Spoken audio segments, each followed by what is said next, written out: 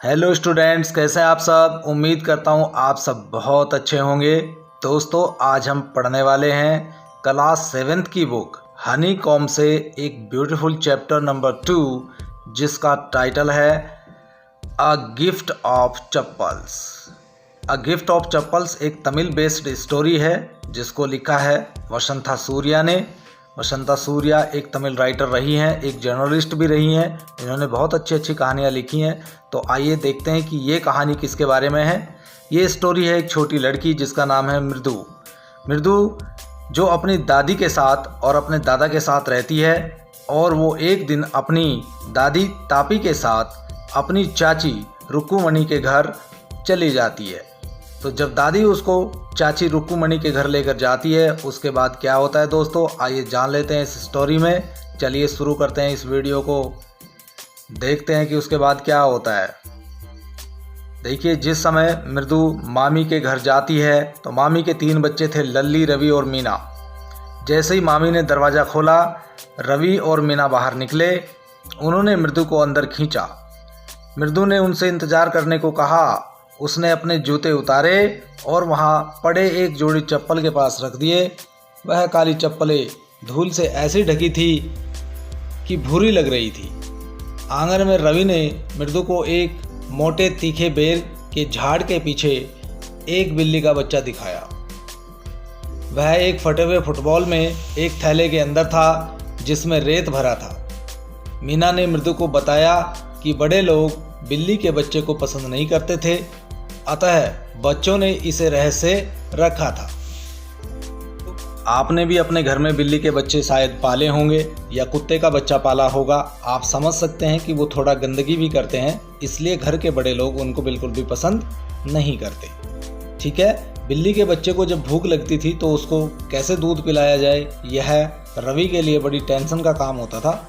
ठीक है, तो रवि ने मृदु को बताया कि कैसे वह बिल्ली के बच्चे के लिए रसोई से कुछ दूध जुटा पाया था।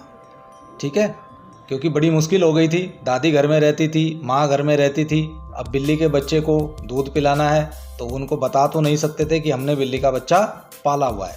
इसलिए रवि के सामने ये बड़ी टेंशन हो गई थी कि वो बिल्ली के बच्चे के लिए दूध का इंतज़ाम कैसे करे। एक दिन क्या होता है दोस्तों कि रवि जो है किचन में जाता है और वहाँ से एक गिलास दूध बिल्ली के बच्चे के लिए लाता है, लेकिन पाती उसको दूध का गिलास लेते हुए देख लेती है। वह पूछती है कि तुम दूध का गिलास लेकर कहाँ जा रहे हो, क्या करोगे इसका। तो तब रवि उससे कहता है कि दादी, मैं भूखा हूँ, मुझे भूख लगी हुई है, मुझे दूध पीना है, इसलिए मैं दूध का गिलास लेकर जा रहा हूँ। तो पाती उससे कहती है कि ठीक है, तुम लेकर जाओ, लेकिन जल्दी ही इसको धोने के लिए मुझे वापस कर देना। किसी तरह से रवि दादी से पीछा छुड़ाता है, उसको बोलता है वह खुद ही गिलास को धोकर रख देगा। ठीक है, और फिर वह वहाँ से दादी को वापस भेज देता है। फिर वह भागकर दूध को नारियल के टुकड़े में डालकर आया जहाँ से बिल्ली का बच्चा उसे पी सकता था। रवि ने बताया कि बिल्ली के बच्चे का नाम बहुत ही बड़ा नाम है दोस्तों, महेंद्र वर्मा पल्लव पुनई। समझ में आया, बिल्ली के बच्चे का नाम है महेंद्र वर्मा पल्लव पुनई। इसको संक्षेप में वो MP पुनई कहता था। ठीक है, और मृदु उसकी बातों से बड़ी प्रभावित हो गई। ये देखकर रवि अपनी बिल्ली के बच्चे के बारे में ऊंची ऊंची बातें करने लगा, बहुत फेंकने लगा, क्योंकि उसको लग रहा है कि उसकी बहन मृदु उसकी बातों से प्रभावित हो रही है। तो उसने बहुत लंबी लंबी हाँकनी शुरू कर दी। आप भी करते होंगे ऐसा। ठीक है, उसने बताया कि बिल्ली अथवा ये बिल्ली का जो बच्चा है प्राचीन पल्लव नरेशों का राज चिन्ह था। देखिए, प्राचीन पल्लव नरेश, मैं आपको दिखा देता हूँ, उनका राज चिन्ह था। इस बात पर मृदु हंसने लगी। ठीक है, तब रवि ने उसको तर्क दिया कि हर व्यक्ति जानता है कि शेर और बिल्ली निकट के रिश्तेदार हैं। ठीक है ना, दोनों के बीच समानता है। फिर वह बोला कि उसका पक्का विश्वास है कि उसका महेंद्रन, यानी वो जो बिल्ली का बच्चा है, वो महाबलीपुरम की ऋषि बिल्ली का वंशज है। वंशज समझते हो, अगली पीढ़ी में जो बच्चे आते हैं उनको वंशज कहते हैं। ठीक है, और जो लोग जा चुके हैं हमारे जीवन से उनको पूर्वज कहते हैं। उसने मृदु को याद दिलाया कि प्राचीन मिस्र में लोग बिल्लियों की पूजा किया करते थे। यह बिल्ली देवी बास्टेट की पूजा करते थे। बास्टेट का एक वंशज पल्लव के एक जहाज में छिप गया और महाबलीपुरम आ गया था। वह हठपूर्वक बोला कि एमपी महेंद्रन उसी बिल्ली का वंशज था। ठीक जिस समय ये इस तरह की बातें कर रहे थे। ठीक है, देखिए ये जो बिल्ली बास्टेट देवी है इसकी पूजा किया करते थे कहाँ के लोग? मिस्र के लोग। मिस्र एक देश है जिसको अंग्रेजी में इजिप्ट कहते हैं। ठीक है, समझ में आ गया? कोई दिक्कत? हाँ, तो देखिए ये है वो प्राचीन मिस्र। मैंने वीडियो में आपको दिखाया है जहाँ पर पिरामिड हैं। ठीक है, ममी होती हैं। आपने ममी और पिरामिड के बारे में सुना होगा, तो इसलिए वीडियो में मैं आपको दिखा रहा हूँ जिससे कि आप समझ लें, पूरे चैप्टर को आपको समझने में कोई दिक्कत ना हो। ठीक है, तो वहाँ पर बास्टेट जो बिल्ली होती थी उसी का वंशज ये जहाज में बैठकर एक बार कहाँ पर आ गया? जहाज में छिप गया और ये जहाज में बैठकर वहाँ से महाबलीपुरम आ गया। महाबलीपुरम कहाँ है? भारत में है। ठीक है, और कहाँ से आया? ये मिस्र से आया है। तो इसलिए वीडियो में आपके सामने हमने ऐसा दिखाने की कोशिश की है जिससे कि आप समझ सकें। ठीक है, इतना समझ में आ गया? तो यहाँ पर रवि जिद करके कह रहा है कि ये उसका जो बिल्ली का बच्चा है ये वहीं से आया है। उसी समय क्रीच क्रीच की आवाज़ हुई। इन आवाज़ों से बिल्ली का बच्चा डर गया और वह कूदकर एक और भागा जहाँ पर लाल मिर्च की बांस की तस्तरी रखी हुई थी। उसने कुछ मिर्च अपने ऊपर डाल ली और बुरी तरह से रोने लगा। मृदु ने पूछा कि क्रिच क्रिच की आवाज़ कहाँ से आ रही थी। तब यह पता लगा कि यह आवाज़ खिड़की से होकर कमरे से आ रही थी, यानी वहाँ पर लल्ली वायलिन बजाना सीख रही थी। संगीत का मास्टर बड़ी तेज गति से सिखाता था, पर लल्ली को कुछ भी समझ नहीं आता था। जब भी वह वायलिन बजाती सिर्फ यही क्रीच क्रीच की आवाज़ ही निकलती थी। मृदु ने खिड़की से झांका। उसने लल्ली को वायलिन थामे देखा। संगीत मास्टर उसके सामने बैठा था। वह अपने पैर के बड़े अंगूठे को फर्श पर बजाकर ताल दे रहा था।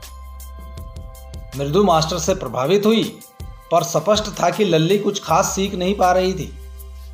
ठीक है, संगीत का मास्टर उसको वायलिन बजाने का बेसिक लेसन दे रहा है, लेकिन लल्ली कुछ भी समझ नहीं पा रही और वो जब भी बजाने की कोशिश करती है वायलिन को तो उससे सिर्फ कैसी आवाज़ें निकलती हैं?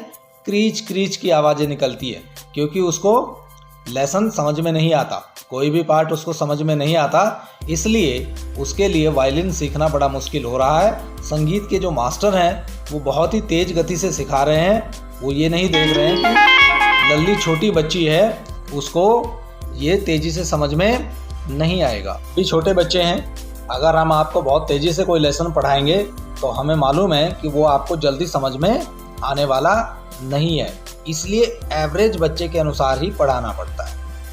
तभी अचानक वहाँ पर कहीं से एक भिखारी आ जाता है जो बहुत भूखा होता है। वह घर के दरवाजे पर आकर आवाज़ लगाता है, अम्मा हो अम्मा।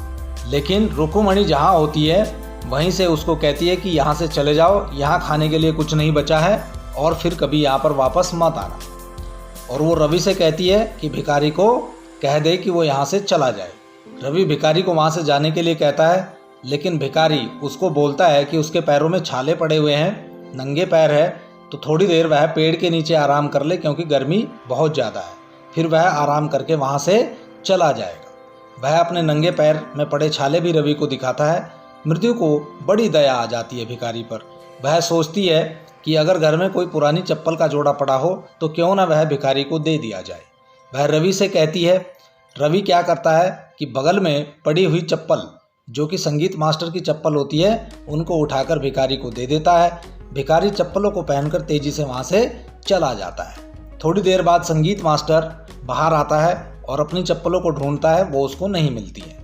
तब वह लल्ली को आवाज़ लगाता है। लल्ली और वो मिलकर दोनों चप्पलों को ढूंढते हैं, लेकिन चप्पलें वहाँ पर नहीं मिलती। तब वहाँ पर रुकुमणि आ जाती है, फिर दादी भी आ जाती है। दोनों चप्पलों को ढूंढती हैं लेकिन चप्पल नहीं मिलती। तब उनको बहुत बुरा लगता है। फिर मृदु सारी बात रुकुमणि को बता देती है। उनको रवि पर बहुत गुस्सा आता है कि उसने ये चप्पलें भिखारी को क्यों दे दी। फिर वह घर के अंदर जाती है और गोपू मामा की नई चप्पलें ले आती है और ये चप्पलें वह संगीत मास्टर को दे देती है। वह खुशी खुशी उन चप्पलों को स्वीकार कर लेता है, लेकिन बाहर से गुस्सा दिखाता है। ठीक है, और उन चप्पलों को पहनकर तेजी से वहां से चला जाता है। रुक्कुमणी मृदु को कुछ नाश्ता देने के लिए रसोई घर में ले आती है। अब उसका गुस्सा खत्म हो चुका है और वह हंसती है और सोचने लगी, जब गोपू मामा को पता चलेगा कि उसकी नई चप्पलें चली गई तो वह क्या कहेगा। ठीक है, तो ये स्टोरी आपको कैसी लगी हमें ज़रूर बताना। यदि स्टोरी आपको अच्छी लगी हो, वीडियो अच्छी लगी हो, तो वीडियो को लाइक कर दीजिए, जल्दी से अपने दोस्तों के साथ शेयर कर दीजिए। जो चैनल पर नए उनसे निवेदन है कि चैनल को जरूर सब्सक्राइब कर लें, जिससे आने वाली वीडियो के नोटिफिकेशन सबसे पहले आपको मिल सके। इस वीडियो को देखने के लिए आप सभी का दिल से धन्यवाद। Thank you so much.